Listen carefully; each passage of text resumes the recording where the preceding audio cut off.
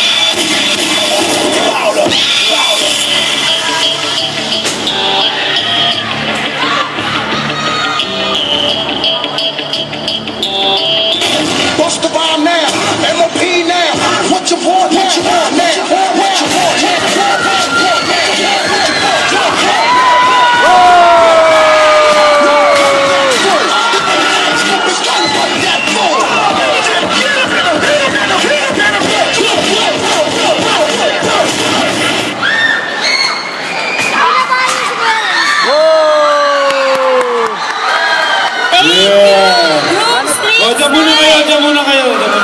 Naku, sayang talaga. Isang malaking sayang.